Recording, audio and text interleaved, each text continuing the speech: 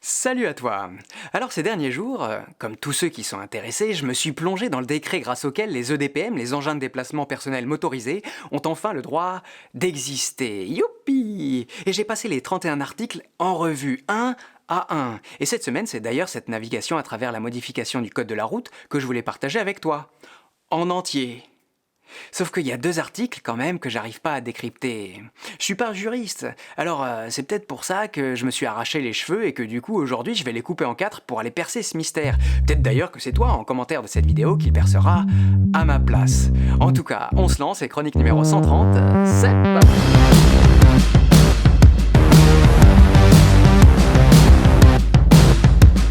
D'ailleurs, si t'es intéressé par la vidéo dans sa globalité, t'as qu'à me le dire. Elle est déjà écrite, il n'y a plus qu'à la tourner et à la monter. Enfin, ce sera un sacré boulot à tourner et à monter, mais si t'es intéressé, je le ferai. Maintenant, remettons les choses dans leur contexte. Le décret du 23 octobre 2019 nous donne la définition, en son article 3, la définition de ce que c'est qu'un EDPM. À l'article R311-1 du Code de la route, on ajoute un alinéa 6.15 qui donne la définition d'un EDPM, que voilà, engin de déplacement personnel motorisé. Véhicule sans place assise, conçu et construit pour le déplacement d'une seule personne et dépourvu de tout aménagement destiné au transport de marchandises, équipé d'un moteur non thermique ou d'une assistance non thermique et dont la vitesse maximale par construction est supérieure à 6 km/h et ne dépasse pas 25 km/h. C'est clair jusqu'ici, rien à signaler, enfin presque. Mais continuons à avancer dans le décret jusqu'à l'article 15 maintenant, qui renvoie à l'article R317-23-1, et ça commence à se corser. Le fait d'utiliser un EDPM muni d'un dispositif ayant pour effet de permettre à celui-ci de dépasser les limites réglementaires fixées à l'article R311-1 en matière de vitesse, l'R311 c'est ce qu'on vient de dire, donc 25 km/h par construction ou ayant fait l'objet d'une transformation à cette fin est puni de l'amende prévue pour les contraventions de 4e classe, soit 135 €. Ça voudrait dire qu'on n'a pas le droit d'avoir une gâchette ou une commande de débridage sous peine d'une amende de 135 €. Ok. En gros, j'ai pas le droit de mettre de nitro sur ma Twingo. Ok. Non mais attends. Est-ce que la transformation doit être physique sur la machine ou changer les paramètres dans l'application par firmware? C'est pareil. Alors attends, Alexandre de Giro News vient de me faire parvenir un message du Bureau de la législation et de la réglementation du service sécurité routière au ministère de l'Intérieur qui précise « L'engin en lui-même ne doit pas pouvoir dépasser la vitesse de 25 km/h. Il s'agit d'une caractéristique intrinsèque du véhicule qui est obtenue lors de sa construction. » Ou alors, par bridage a posteriori pour permettre aux EDPM vendus avant la publication du décret de se conformer à la réglementation. Il ne peut s'agir d'un mode de conduite. Je vous précise également, le bridage par logiciel est admis et recommandé pour permettre aux EDPM vendus avant la publication du décret de se mettre aux normes. Ok. Donc, que ce soit matériel ou logiciel, tant que c'est bridé à 25 km/h, c'est conventionnel. Ouh. Voilà quelque chose qui est mis de côté. On peut continuer. Et on continue avec l'article 16 du décret, celui qui fait mal au porte-monnaie et qui modifie l'article R 321-4-2 du Code de la route. Le fait de circuler sur la voie publique avec un EDPM dont la vitesse maximale par construction est supérieure à celle définie au 6.15 de l'article R 311-1 dont on a parlé plus haut, et donc de 25 km/h, est puni de l'amende prévue pour les contraventions de 5e classe. 1500 €. Désolé. La confiscation, l'immobilisation ou la mise en fourrière peuvent être prescrites dans les conditions prévues aux articles blabla. Le voilà donc, le fameux par construction dont tout le monde parle mais dont personne peut donner la définition. J'ai cherché tant et tant jusqu'à tomber sur la vidéo de Giro News. Alors je l'ai appelé pour en parler et il m'a dit qu'il avait trouvé une petite plaquette de communication de vulgarisation du décret édité par le ministère de l'Intérieur et le ministère de l'Environnement. Et tout en bas, t'as une petite astérisque où tu peux lire que par construction ça veut dire...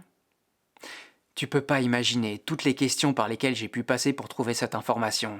Dans un coin de page, d'un document dont on sait même pas s'il est officiel. Vraiment, d'ailleurs, j'ai appelé les ministères pour avoir plus d'informations sur la plaquette en question. J'attends leur réponse et je te dirai dès que j'en apprends plus sur le sujet.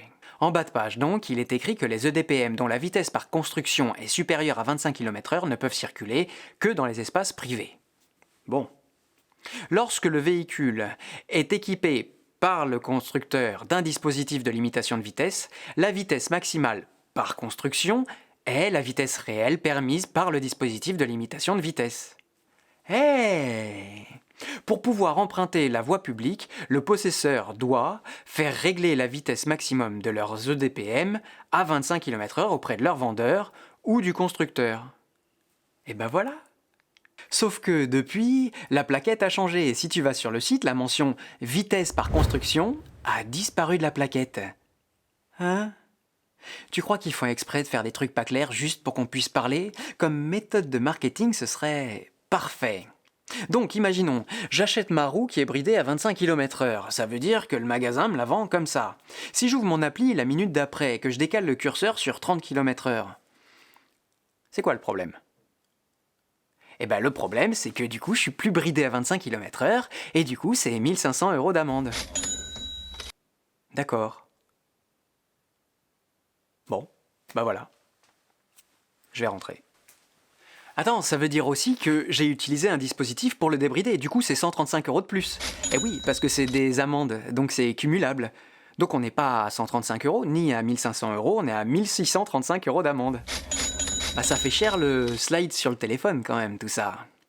Mais il y a un autre problème dont je voudrais parler. Un EDPM, par définition, ne peut pas dépasser les 25 km/h. C'est écrit, je te l'ai dit, en 6.15 de l'article R311-1. Mais du coup, si tu peux les dépasser, bah d'un coup, c'est que t'es plus un EDPM. Du coup, t'es plus soumis aux règles d'encadrement des EDPM. Si? Ah. Et puis, si t'es pas un EDPM, t'es quoi?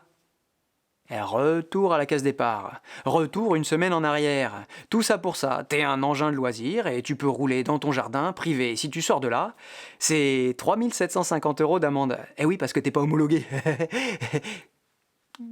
Ça fait cher pour le porte-monnaie tout ça, et ça arrête pas de grimper.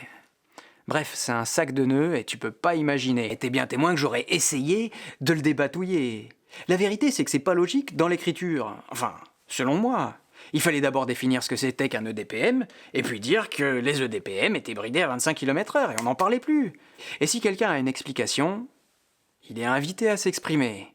En tout cas, ce qui est sûr, c'est que moi qui voulais changer de roue pour une roue un petit peu plus rapide, cet article vient de me faire gagner au moins 2000 €. Par contre, je t'en avais déjà parlé, mais pour le bridage moteur à 25 km/h, pour moi, c'est une vraie hérésie. On en reparlera de la vitesse dans la vidéo consacrée à la sécurité. Et on verra qu'en effet, rouler plus doucement, c'est pour 1000 raisons, rouler plus en sécurité, mais être carrément bridé, c'est-à-dire ne pas avoir la possibilité de sortir d'une situation difficile grâce à une reprise quelconque, pour moi, c'est grave. C'est vraiment un message qui dit, en plus des autres, qu'on n'est pas vraiment bienvenu à s'insérer dans le trafic, non? On est fait pour les pistes cyclables protégées. Vraiment, pour moi, c'est un non-sens total, c'est même grave et ça met notre santé en danger. Par ailleurs, pour les fabricants, pour la compétitivité, c'est un peu dommage. Au moins, à ce niveau-là, les roues seront toutes à égalité. Enfin, à noter que toutes les roues vendues actuellement sur le marché français, les trottinettes aussi, sont vendues avec cette limitation, donc finalement, c'est pas vraiment une nouveauté et on a échappé à la limitation à 20 km/h comme nos voisins d'à côté. Et ça, c'est plutôt pas mal, non? Enfin, sur le montant de l'amende, on a vu que c'était pas très clair tout ça, mais si t'es pris à rouler à plus de 25 km/h, ce qui t'attend c'est quand même au moins 1500 € d'amende. Et on voit bien que c'est purement dissuasif, qu'ils veulent absolument éradiquer les loulous qui roulent à 100 km/h sur des fusées. C'est un choix qu'ils ont fait, il faudra s'adapter. Voilà. C'était un petit peu compliqué, alors imagine si je t'avais fait la vidéo sur le décret complet, que je peux toujours faire encore une fois, il suffit de me le demander en commentaire. Alors même si encore une fois moi je suis pas juriste, cette semaine j'ai simplement essayé d'apporter ma pierre à l'édifice. J'ai essayé de travailler, de me renseigner, de rechercher pour pouvoir faire avancer le sujet. Et à la fin, je sais pas trop si j'y ai réussi.